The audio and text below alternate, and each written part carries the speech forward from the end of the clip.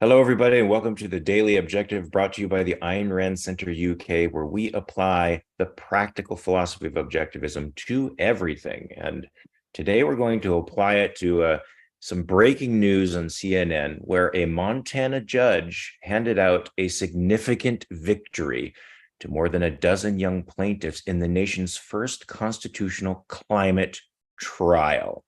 We're going to sort of unpack exactly what this means, but apparently District Court Judge Kathy Seeley was acting in accordance with a provision in the Montana state constitution, and I'll sort of paraphrase, which commands that one maintain a clean and healthful environment. Now, of course, clean and healthful environment is an extremely subjective term, and I'm assuming that their version of clean and healthful has a different standard than an objectivist standard. Clean and healthful to them may mean pristine and untouched nature. To us, human action improves nature, even though there is a side effect of some industrial waste and pollution that has to be dealt with. Life is exponentially better when human beings improve upon nature. We'll be discussing whether raw nature is good or human improvements upon nature are preferred, and how exactly we're going to deal with this issue. And since it's predominantly legal, and I'm sure my esteemed partner, James Valliant, has delved into the details more deeply than I, including into the provisions of the Montana state constitution, he's going to help us unpack this sticky situation from an objectivist point of view. James, how are you? Always good to partner up with you on these wonderful mornings. Indeed, my brother. Just having a great day. I hope you are too. I caught your own podcast the other day. Man, you are brilliant. You are articulate. But getting to the point, I just wanted to recommend that to all of our listeners, by the way. Oh, thank Your you. podcast is gold. Anyway, you're absolutely right. This constitutional provision in the state constitution of Montana is one of the most, perhaps the most evil provision in any American state constitution I have ever read. Get this, the state and each person, that's you and me individually, private persons, the state and each person shall maintain and improve. So if you live in Montana, you've got a duty, a legal duty under the Constitution to positively improve the environment. And get this, in a clean and healthful, improve a clean and healthful environment in Montana for present and future generations. So whatever someone might speculate would be the consequences on the environment in the future has to be currently improved, not just maintained, but improved by you. And of course, you point out the first problem in this insanity is that the words themselves are squishy as any words can be. They can mean anything to anybody. If Alex Epstein and you were on the court and deciding what a clean and healthful environment would be, just to give you a couple of historical examples. One I mentioned on one of our ARCUK podcasts the other day, the introduction of the automobile dramatically improved and cleaned the environment in places like New York City and London. The diseases, when horses filled the streets of big cities as the main form of transportation, the animal droppings created all kinds of insect-borne diseases, which were deadly. The disease rates, the mortality rates of people dying in cities like New York and London dramatically declined with the introduction of fossil fuel-based combustion engines, mind you. The automobile saved millions of lives, dramatically cleaned and improved the environments in big cities, objectively. So are they going to take that into account? Is that the kind of clean and improved environment? No. It's not you, Mark, and Alex Epstein who'll be deciding these things, but how vague and squishy, because it can include whatever scientific opinion says about what the future might hold under their catastrophic climate theories. Absolutely insane. And it imposes a positive right. This is not a negative right, freedom. This is a positive right. That's why I think it's important to bring up your recent podcasts, my brother. This is a positive right that people have. I have a right to a certain environment, and it doesn't matter what the causes of it are. Let's say that nature all on its own starts a new ice age or starts a new, humid jungle heating age.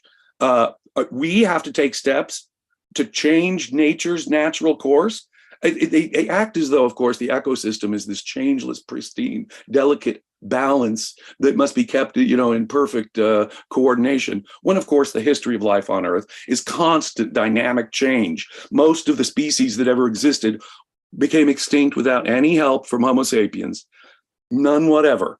So the environment is constantly changing all on its own. So is this imposing a positive duty on the private citizens of Montana to fix nature, even nature's own developments in nature, so that it meets someone's subjective view of what a clean and healthy environment is, which can range from the more objective belief that actually a high-tech, high-industry civilization would be much cleaner and safer. Nuclear power, for example, would eliminate this. Now, do you think for 5 seconds these plaintiffs will say, oh, we demand nuclear power now in Montana to make our environment cleaner and safer, even based on their own climate change science? No, they will not. No, and this district court, okay, so get this. The story is that a bunch of plaintiffs from the ages of 5 to 22, that's right, 5-year-olds, are going into court saying, my future is being jeopardized by the burning of any fossil fuels in a relatively unpopular, there are cities in America which have bigger populations than the whole state of Montana, which is physically vast.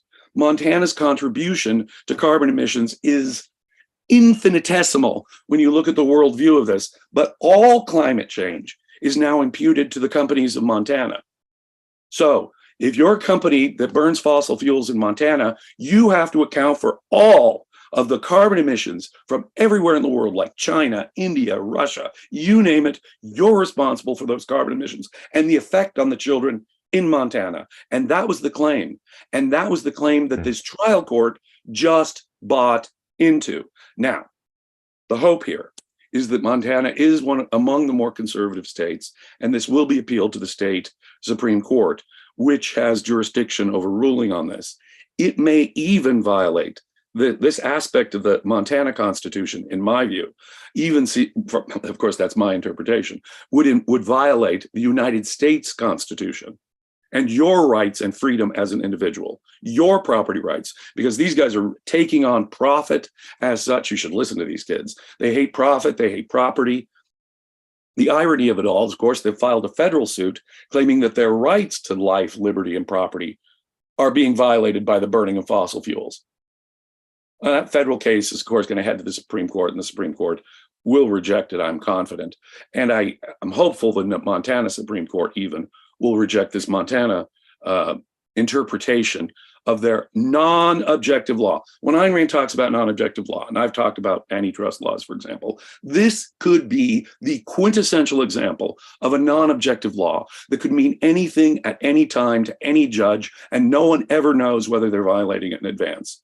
Is my driving my moped to the corner store a violation? Am I not keeping Montana clean and indeed positively improving, which is my individual duty to improve the environment, whatever the heck that means? And of course, this all boils down to the fact that property rights are not properly enforced in this country. We would need some vague, nebulous protection of the environment thing if my property right included my right to the air quality that I bought this property with, or if I have a river going through it, to the water quality that was going through it. That was the common law of private property. And that's been tossed out the door. The theory is that these are all public goods. Your property rights no longer include the air above and the minerals below anymore. Those have been extracted by most state laws. So now, can we talk? Let's talk about for a minute, because the origins of this are in what I think Alex Epstein has narrowed it down to a vision of what improvement means. Now, improvement is an evaluation, and evaluation you have to always ask an improvement for whom, right? This is something that seems to go out the window with respect to defining this term legalistically, and to environmentalists. You just assume that improving it for the environment will somehow down the line improve it for human beings. But let me take a really dirty example, and I'm sure you're gonna come up with some interesting ones too. let's say Edinburgh, Scotland, during the Industrial Revolution.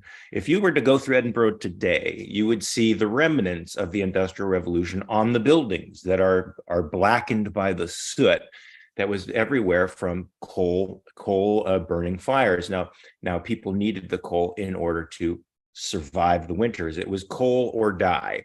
Now I could consider, despite the fact that Edinburgh might have been a great deal more polluted than it is today, thanks to thanks to progress in technology, that was a step up and an improvement of the environment, despite the fact that there was coal pollution in the air.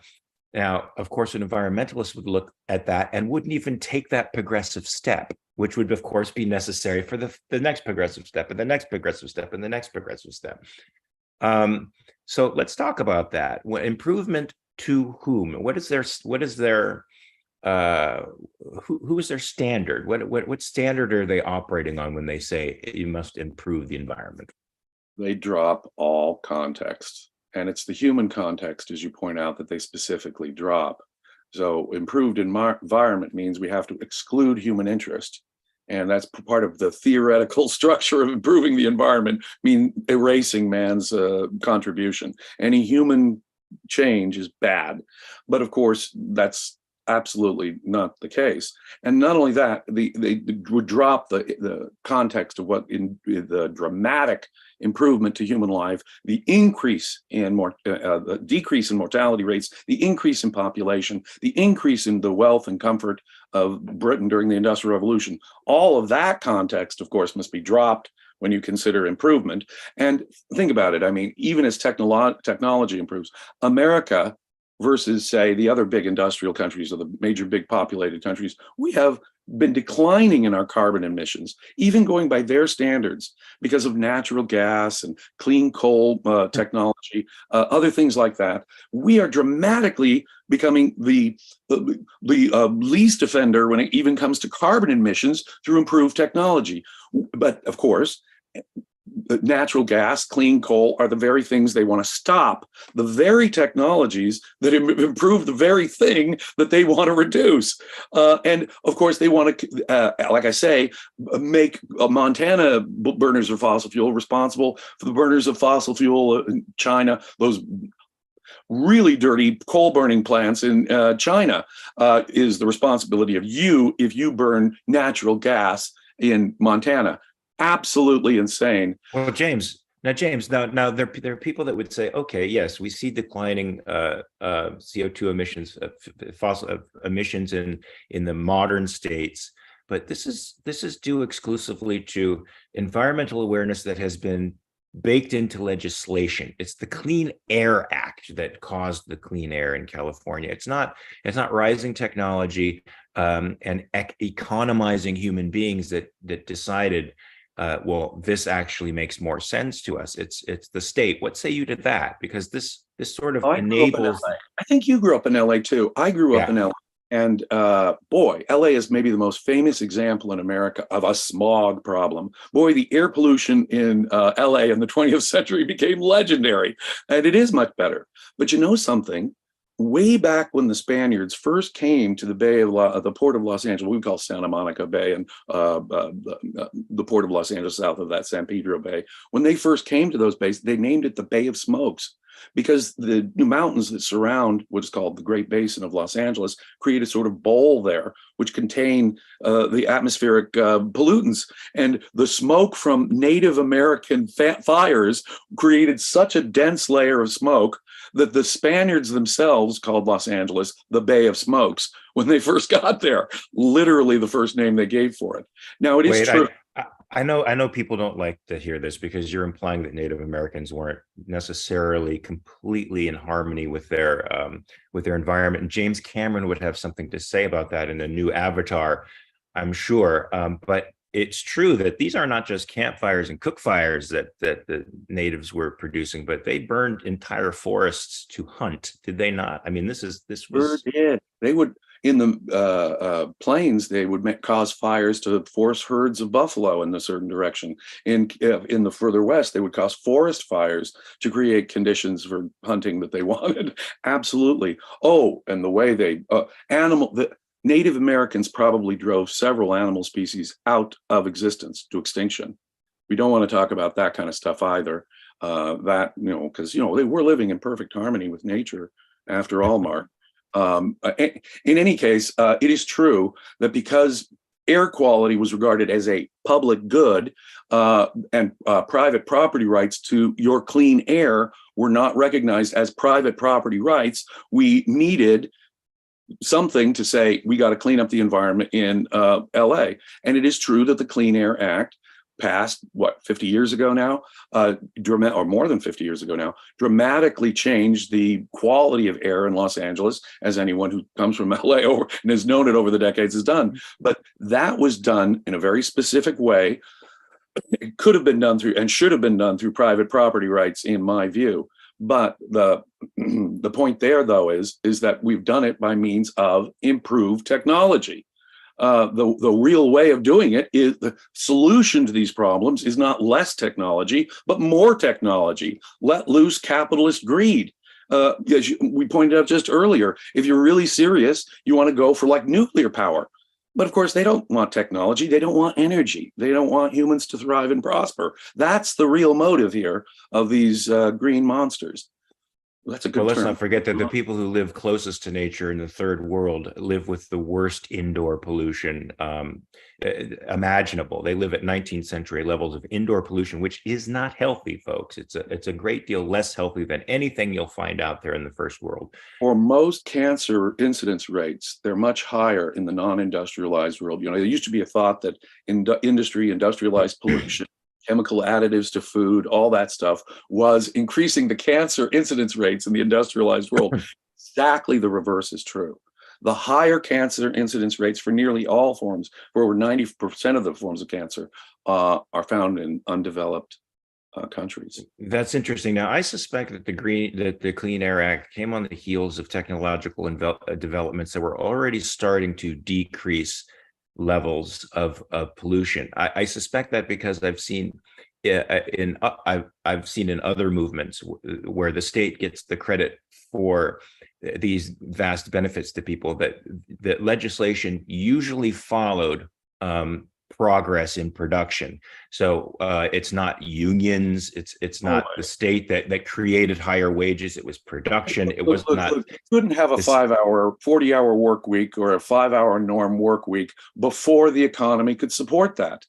But the amazing thing is, when the profit-driven economy allows it, is only when it can happen. Only when it becomes a big part, or at least, if not the industry norm, can they actually afford to pass these laws that make it everybody's got to do it. So until a major industry, or in fact the majority of major industries, follow a practice, it doesn't become legislated, because they just can't economically. I mean, it'd be like, hey, why not pass a $100,000 an hour minimum wage?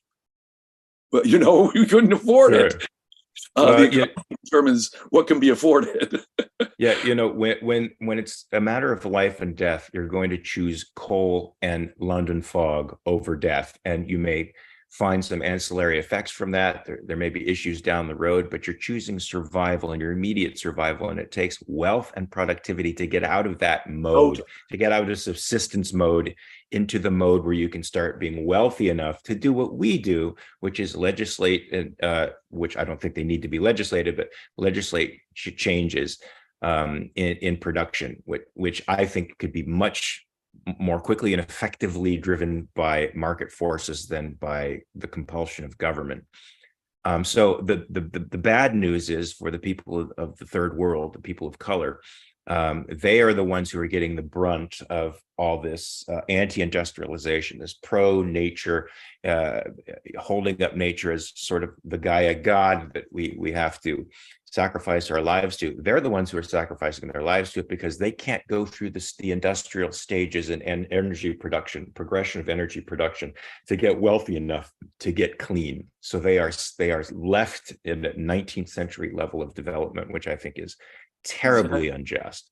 See, if we have this foreign investment from the West to these developing countries, we're going to bring in these terrible factories, which are going to be slave places because the wages are lower than the Western norm. They're going to be causing pollution and so forth. But of course, as you point out, that is the beginning of a chain reaction that will get them out of a polluted and dirty and dangerous, frankly, environment. For people to think that nature is somehow safe and benevolent and friendly to humankind. I think you've even made this point on our podcast. Just watch a couple of episodes of Naked and Afraid. Nature is a dangerous, hostile place. For myself, I am such a pampered creature of civilization, child of modern civilization. I don't think I could last half a day out in some hostile jungle or in some barren Arctic wasteland. No. I would be gone like that. When you see these people weight, I mean, even these people in shape who consider themselves survivalists, when you see what happens to them when they take on raw nature with only one or two tools, the weight they lose, the depression they feel, they're covered with insect bites, the diseases they come back with, the infections they come. Sometimes they have to interrupt the whole show just to extract someone who's on the verge of maybe dying. And let me tell you something, you can't just go to that pristine stream rolling down the rocks in the middle of a Belize jungle and think that you can drink out of it like in some movie. No, that thing is filled with amoebas and parasites. Fresh water in the world is about 1% of the water. And that 1% still has to be processed by human industry to be good enough to drink. I mean, this is one of the reasons why ancient people drank mead and wine instead of water. Alcohol kills the critters in the liquid. Absolutely. Kills the critters. We put a little chlorine, or we put a little into public water supplies, we put just a touch of a little chemical. It kills all the bacteria. If it's not filtered and cleaned in some way like that, our water is positively dangerous to drink. That's because of human activity. Yes, absolutely. And I don't. This is anecdotal, but I was doing this little short film up in Bishop. I think that's around the Sierra Mountains. A pristine stream was flowing down the mountain. I had to get into the stream, wade in there, and sort of freezing cold. It comes from the ice pack up there in the Sierras.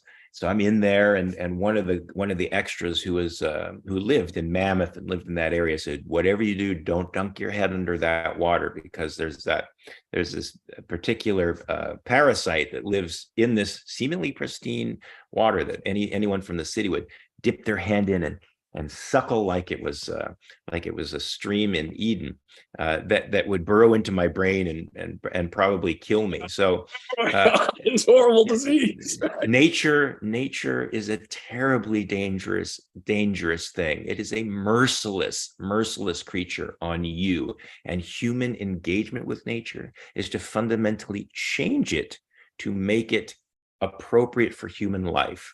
Right? We can see now survival. You stop that, you kill humanity. It's like telling a bird it can't fly or a fish it can't swim. Humans improve the world around them in every way to make it more. It's not that we're hostile to other living creatures.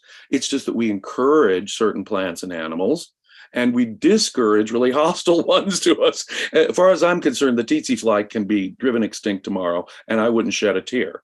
Absolutely. You see my point? The idea that people won't have gardens or farms or, in fact, forests. In fact, there are more trees in North America today than there were when Europeans got here 200 years ago, and you can take the graph and see that the number of trees is actually increasing. Now, in recent times, maybe there's overgrowth because they won't let private companies do clear cutting. So now we have these wildfires that go out of control that have at least as much to do with that as anything in the climate. So yeah, once again, the forests were denuded because people needed to survive, and now they're growing back again because we don't have that requirement anymore. We have surplus time, we have surplus wealth to enable us to build things back again to our preferences. So you're right. Now, once again, improving environment, you must ask yourself, what does that mean? The environment is of value to whom? And if we say for human life, then there's a particular way we have to approach the environment and prioritize our action towards it with respect to those values. Robert Nace here with $1.99. Thank you, Robert. It's always great to see you out there listening. Wazart gives us $3. Thank you, sir. Always great to have you on the show, too. Jonathan Honing, $1.99. Thank you, Jonathan. Ashley Shrugged with $1.99. Always great to see you. She's coming out very soon with Reality Check t-shirts. So we're going to start selling merch. I think I'm going to get into some capitalist party merch. I want to start making capitalism great again in the eyes of the culture. James, I have a couple of announcements to make, and then we have to wrap up real quick because we have a show hard upon us at 7 p.m. UK time. The reality show on environmentalists should act more like Donald Trump. This is a question. It's posed to the audience. I'm pausing it out there now. Should they or should they not? At 10 p.m. UK time, Life on Earth with Robert Nasir and special guest Dr. Robert Garmong on free market medicine in China. Okay, this is a paradox that I don't know that I can marry, but let's see. Tomorrow at 5:30 p.m. UK time, the Daily Objective with Nikos on the Red Scare. Justified? I would say if we're talking about the 40s and 50s, absolutely. But this is a very politically incorrect perspective. And tomorrow, 7 p.m. UK time, Finance Friday with Jim Brown and special guest Clive Davis, the director of Ex Nihilo, The Truth About Money. Well, money should, yeah. We got great content here, so you should like and subscribe, folks, and watch this stuff. This stuff needs to permeate the culture. Money is a very confusing, complex thing. It should be pretty simple, but the state makes it hard. James, as usual, it's been great talking to you on this topic. You enlightened me. I hope you enlightened people out there. Any final words before we sign off? No, this is always great. Yeah, if you really think this, and I couldn't agree more with you, Mark. If you all out there agree with this, do consider becoming a paid subscriber to the Ayn Rand Center UK. We are creating a worldwide community of serious students of objectivism, having discussions like this and getting them out there. And if you think that's important, consider value for value here, people, and consider subscribing at whatever level you're comfortable with. That's right, folks. If you're dissatisfied with the tribes, go to the individualists, the objectivists, and always remember to check your premises. Peace.